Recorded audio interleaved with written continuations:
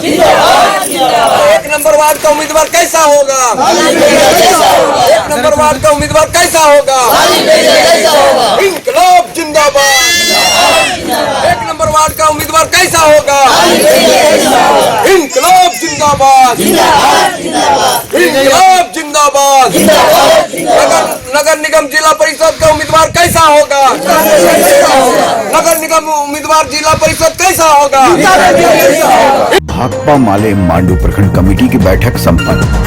सुरपति देवी उर्फ नीता बेदिया नगर परिषद अध्यक्ष पद की उम्मीदवार कहा हीरागोप ने 30 जनवरी 2026 को भाकपा माले मांडू प्रखंड कमेटी की बैठक वार्ड नंबर 1 के तिलिया बस्ती में संपन्न हुई। बैठक में मुख्य अतिथि बतौर मनोज भक्त एवं जिला सचिव हीरागोप उपस्थित थे। बैठक में सर्वप्रथम महात्मा गांधी एवं पार्टी सदस्य बिंदा बेदिया को 1 मिनट का मौन रखकर श्रद्धांजलि दी गई। बैठक में पार्टी को और मजबूत बनाने के लिए पार्टी सदस्य भर्ती करने एवं पुराने पार्टी सदस्यों का नवीनीकरण किया जा रहा है। सभी ब्रांचों में पार्टी साहित्य, लोक युद्ध मांगने व ब्रांचों में बैठक के नियमित अध्ययन करने पर जोर दिया गया। बैठक में 12 फरवरी को आहूत आम हड़ताल को सफल बनाने पर विचार विमर्श किया गया। बैठक में माले नेताओं ने कहा कि सुप्रीम कोर्ट द्वारा यूजीसी पर रोक लगाने की कार्रवाई स्वर्ण जाति के पक्ष में किया गया है। SIR मामले पर सुप्रीम कोर्ट चुप्पी साधे रहे, जबकि इस मामले पर दर्जनों कर्मचारियों की जान चली गई। माले नेता ने कहा कि यूजीसी कानून को सख्ती लागू किया जाए, अन्यथा भाकपा माले उग्र आंदोलन करने के लिए बाध्य होंगे। आगे माले नेताओं ने कहा कि रामगढ़ जिला में नगर परिषद चुनाव में भाकपा माले समर्थित अध्यक्ष पद के प्रत्याशी नीता बेदिया उर्फ सुरपति देवी एवं वार्ड नंबर 1 से लाली बेदिया को वोट देकर विजय बनाने का आह्वान किया। बैठक में भुवनेश्वर बेदिया, जय नंदन गोप, कांति देवी, पवन कुमार यादव, राम सिंह मांझी, सालिग्राम बेदिया, ब्रिज नारायण मुंडा, प्रेम सागर महतो, राजेंद्र राम, उमेश गोप, मदन प्रजापति, भरत बेदिया, शिव नारायण बेदिया, तितियाल बेदिया, शाहनवाज खान, माले राज्य कमेटी सदस्य का देवकी नंदन बेदिया सहित दर्जनों पार्टी कार्यकर्ताओं ने भाग लिया। रामगढ़ ब्यूरो की रिपोर्ट। महाराष्ट्र में शुरू किया और अब झारखंड में भी होगा, बंगाल में कर रहा है। वो पूरा वोट कैसे जो कमजोर लोग हैं, आदिवासी हैं, दलित हैं, जो अल्पसंख्यक हैं, उनका कैसे वोट को कम किया जा सके, महिलाओं का वोट को कम कैसे किया जा सके, इसका उपाय कर रहा है। और इसका उपाय के लिए वो एक अभियान चलाए हुए हैं। आपके घर में भी लोग आएंगे, कहेंगे कि आपके पास 2003 के लिस्ट में नाम था कि नहीं था, नहीं था तो आपको ये कागज दिखाना होगा, वहाँ से लाना होगा, आपका माँ बाप का नाम था कि नहीं था। तो इसमें बहुत सारे लोग सोचते हैं कि कौन झंझट में पड़ता है, छोड़ो। तो ये छोड़ देने से ही बहुत लोगों का नाम कट जाता है। इसलिए गरीब लोगों के लिए,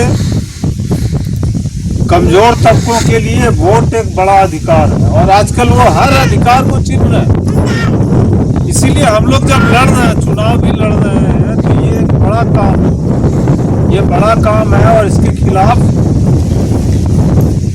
इस जो छीनने का जो वो लोग कर रहे हैं वोट को, इसके खिलाफ खड़ा होना पड़ेगा और वोट के पक्ष में खड़ा होना पड़ेगा। और हमारी पार्टी इसको लेकर के लड़ रही है। अभी आप लोग सुने हैं कि मनरेगा जो था, मनरेगा को हटा दिया।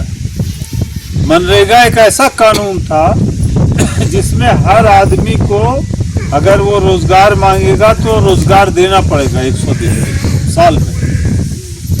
उस कानून को हटा दिया है।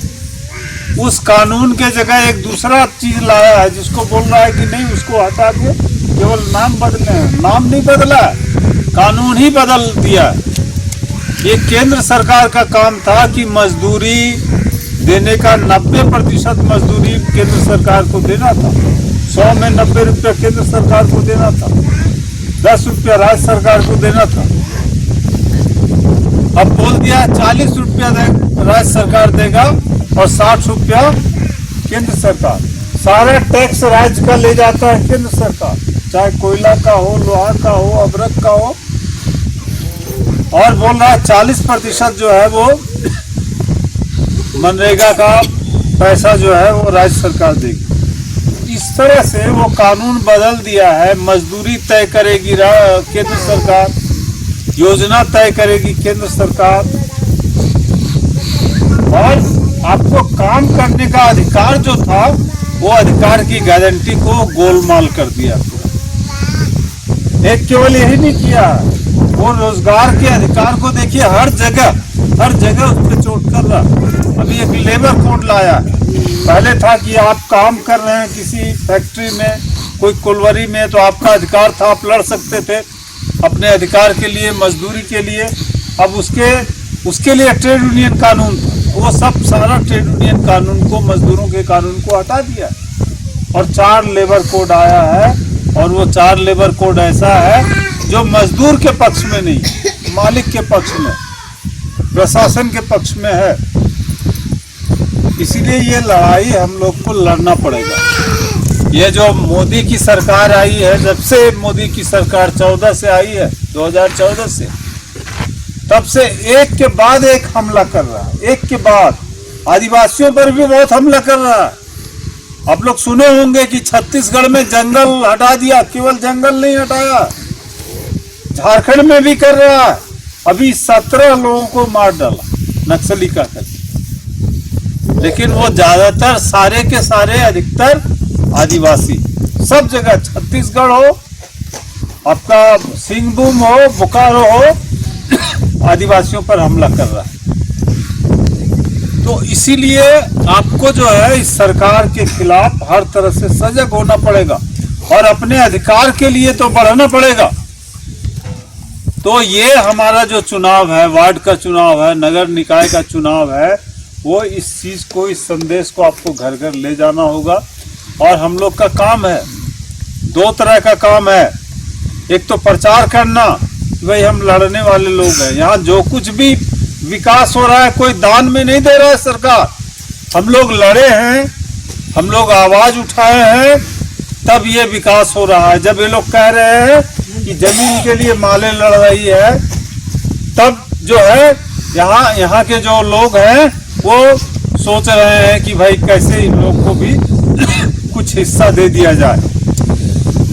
वीडियो पहले आदिवासियों के लिए, दलितों के लिए, पिछड़ों के लिए कुछ नहीं करता था, सरकार कुछ नहीं करती थी। लेकिन जब से लड़ाई शुरू हुआ है, संघर्ष शुरू हुआ है, तब से वो चाहते हैं कि किसी तरह से इनको शांत किया जाए।